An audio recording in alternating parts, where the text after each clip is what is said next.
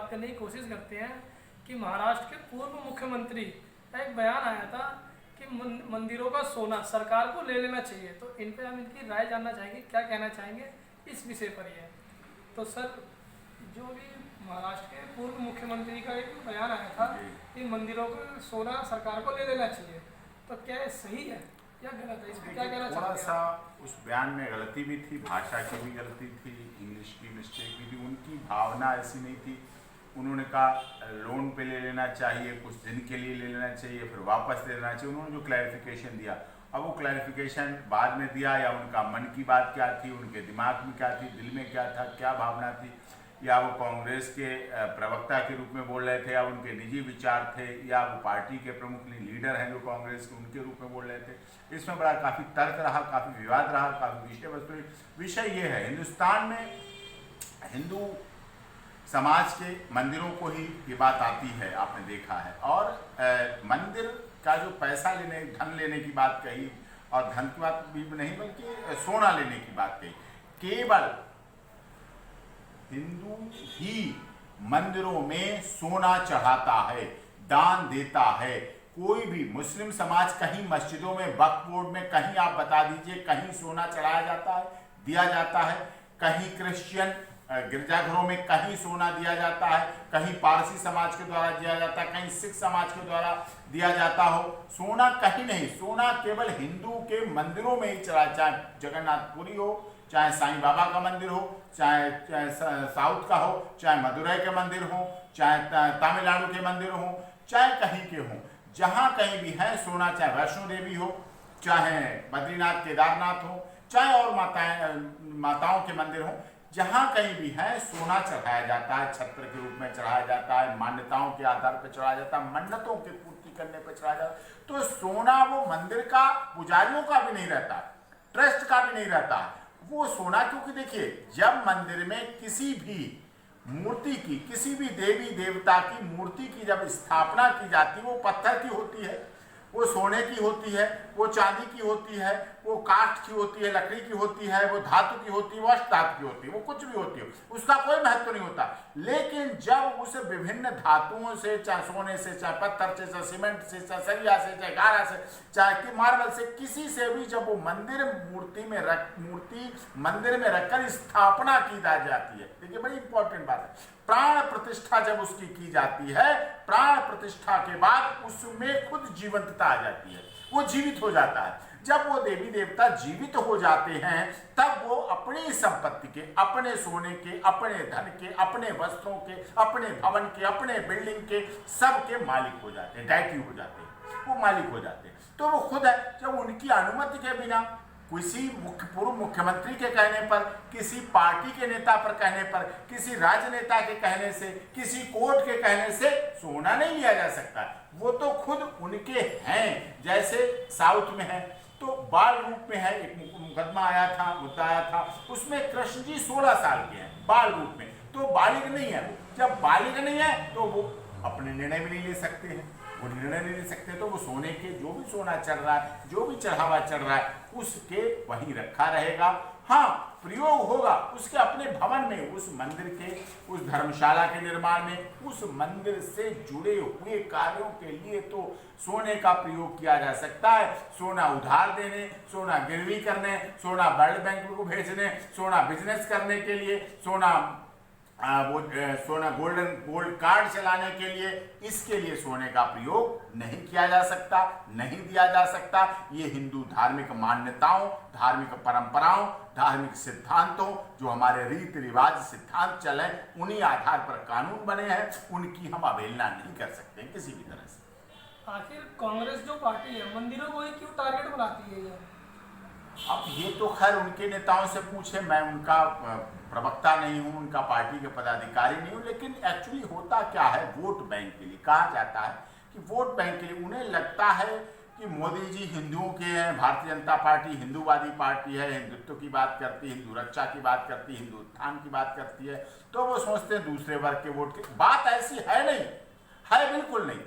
कोई भी मुस्लिम समाज नहीं चाहता है कि मंदिर खंडित हो, मंदिर में पूजा ना हो, मंदिर में स्थापना ना हो, मंदिर का सोना भारत में सरकारें ले ले, नहीं, उसे नहीं मतलब है। वो चाहता है उसके भी मस्जिद की रक्षा हो, उसके भी मंदिर की रक्षा हो। अभी आपने पिछले 3-4 महीने पहले आपने देखा दिल्ली में दंगे हुए, पूर्वी दिल्ली में कितने मुस्लिम समाज ने मंदिरों की रक्षा की। आज भी आप देख रहे हैं, घटना देखी है, आपने भी देखी होगी कि एक मंदिर के पुजारी की, ब्राह्मण की अंतिम संस्कार में उसके परिवार वाले कोरोना की वजह से नहीं भाग ले रहे, लेकिन मुस्लिम समाज ने उनका अंतिम संस्कार किया। तो ये राजनीतिक दल अपनी वोट बैंक राजनीति के लिए करते हैं। मन से, दिल से, दिमाग से, जुबान से कोई नहीं चाहता कि मंदिर के पैसे को देश में लगा दिया जाए। सरकार मंदिर से पैसे से, सरकार मंदिर के सोने से चलेगी? अरे सरकार मंदिर पे पहुंचे तो आस्था रखो, विश्वास रखो। देखिए 2 तरह के भिखारी मंदिर में पहुंचते हैं। एक मंदिर के बाहर गेट पे भिखारी बैठे हैं जो मंदिर जाने वालों से भीख मांग रहे हैं। बड़ी इंपॉर्टेंट बात है। मंदिर, किसी भी मंदिर में आप चले जाएं, किसी भी मस्जिद में चले जाएं, अजमेर शरीफ दरगाह चले जाएं, हजरत निजामुद्दीन औलिया चले जाएं, अमृतसर में गुरुद्वारा चले जाएं, कहीं चले जाएं, बाहर पैसे मांगने वाले बैठे हैं, लेने वाले बैठे हैं, भिक्षा मांग रहे हैं। भिक्षा उनका जन्मसिद्ध अधिकार है, कानूनी अधिकार के तौर पे भिक्षा मांग रहे हैं। वो कहते नहीं हमारा तो, हम तो यहाँ मांगेंगे, ठीक है। एक व्यक्ति बाहर से जाता है, उस मंदिर में जाता है, उस मस्जिद में जाता है, उस दरगाह में जाता है, उस गुरुद्वारे में जाता है, उस गिरजाघर में जाता है, वो अंदर वाले से मांगता है। वो अंदर वाले से मांग के आता है और बाहर वालों को देता है। और बाहर जो भिखारी बैठे हैं वो अंदर वाले से नहीं मांग रहे हैं, जबकि उनके सामने है, हर समय उनके पास है। वो जाने वाले से तो मांग रहे हैं और खुद डायरेक्ट नहीं मांग रहे हैं। तो ये सोच है, विभिन्न प्रकार की सोच है, और ऐसी सोच अच्छी बात नहीं है।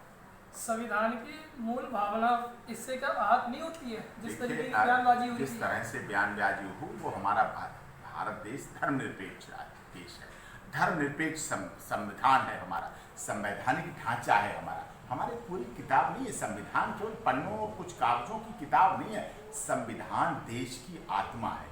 लगभग 135 करोड़ लोग और जो NRI हैं विदेशों में, सबकी आत्मा उसमें बसती है। हम उसको देख के जीते हैं, मन से सुनते हैं, समझते हैं, उसको गणन करते हैं, गायन करते हैं, उसको मंथन करते हैं। वो हमारी जीवन है, जीवंतता लाती है, जिंदगी लाती है, जीवंतता देती है।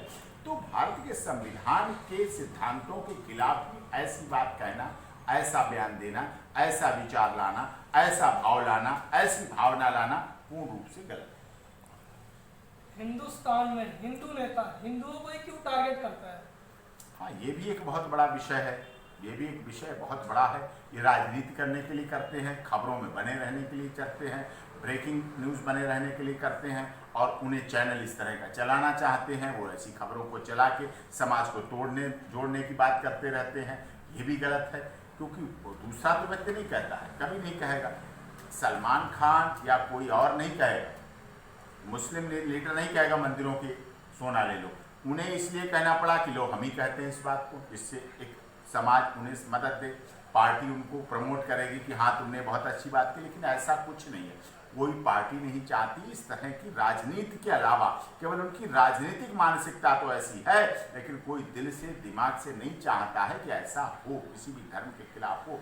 वोटों के लिए मजबूर हैं, राजनीति के लिए मजबूर हैं, सत्ता के लिए मजबूर हैं। महाभारत क्यों हुआ? हस्तिनापुर के लिए हुआ ना, सिंहासन के लिए हुआ ना, राजपाट के लिए हुआ ना। दिल से सब चाहते थे कि हम अपने पे अस्त्र ना चलाएं, हम अपनों पे शस्त्र ना चलाएं, हम अपनों के वध ना करें, हम अपनों की हत्या ना करें। लेकिन सबको सत्ता के लिए, राजपाट के लिए, सिंहासन के लिए, मुकुट के लिए, इस मुकुट के लिए सबको सब कुछ करना पड़ता है। ये बाध्यता है, ये मजबूरी है। इसलिए राजनीतिक सरकूपी कुड़रिया बन चुकी है। यही गलत है हमारे देश के लिए। भारत बहुत अच्छा देश था, सोने की चिड़िया, जगत गुरु रहा है, वसुधैव कुटुंब रहा है, तमसो माँ ज्योतिर्गमय, मृत्यु माँ मृत्युगमय का हमारी भाव रही है। सब देशों के लिए रही है, सबके लिए रही है, सबका भाव रहा है, सब में भाव के साथ हम जीते हैं। लेकिन हम यहीं पर धोखा खा जाते हैं। जो वोटों की राजनीति है वो हमारे देश को, राजनीति को, लोगों को, आत्मा को, मन को, दिमाग को, सबको खोखला बना रही है, खोखला कर रही है। जैसा कि आप कह रहे हो महाभारत क्यों हुआ था, तो महाभारत में अगर लोग प्यार से मान जाते हैं, महाभारत में जितने भी थे तो सब प्यार से मान जाते, तो मुरली वाले जो थे वो महाभारत नहीं होने देते। इस पर क्या कहना चाहोगे आप? नहीं, ऐसा नहीं, वो परिस्थितियां मुरली वाले नहीं चाह रहे थे महाभारत हो, ना कोई और चाह रहा था महाभारत हो। महाभारत युद्ध कोई नहीं चाहता है।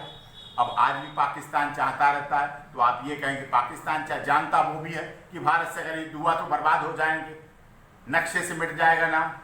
अब वो अपने पाक ऑक्युपाइड कश्मीर को बचाने में लगे हुए हैं, पीओके को बचाने में लगे हुए हैं। भारत उधर देख रहा है, भारत का मौसम विज्ञान बनाने लगा है पीओके की भी, कि वहाँ भी मौसम कैसा है वो बताने लगा है। मौसम बता रहा है दूसरे देश के बारे में, भारत का मौसम वैज्ञानिक बता रहा है। इसका मतलब पाक ऑक्युपाइड कश्मीर की तरफ लोगों की अब निगाहें होने लगी हैं। सब चाहने लगे कि ये भी आ जाना चाहिए, कोरोना के साथ साथ इसका भी काम हो जाना चाहिए, ये भी लपेटे में आ जाना चाहिए। तो ये सब चीज़ें हैं, राज को बढ़ाना, अपने राज प्रथा को बढ़ाना, अपने भूमि को बढ़ाना, क्षेत्र को बढ़ाना और अपनी प्रतिभा को बढ़ाना, अपने मान सम्मान को बढ़ाना, ये युग युगांतर से राजाओं की प्रवृत्ति रही है। और इसीलिए तो राजा कहा जाता है कि वो अपने बढ़ाए, अपने विस्तार करे, विस्तृत करे। हर व्यक्ति करता है। घर का मुखिया अपने परिवार की संपदा को बढ़ाता है, परिवार को बढ़ाता है, पुत्र पुत्रियों को बढ़ाता है, हर को योग्य बनाना चाहता है, अपना मान सम्मान चाहता है, अपनी जीवंतता चाहता है। तो ये तो समाज के साथ है और रहेगा। धन्यवाद सर आपका।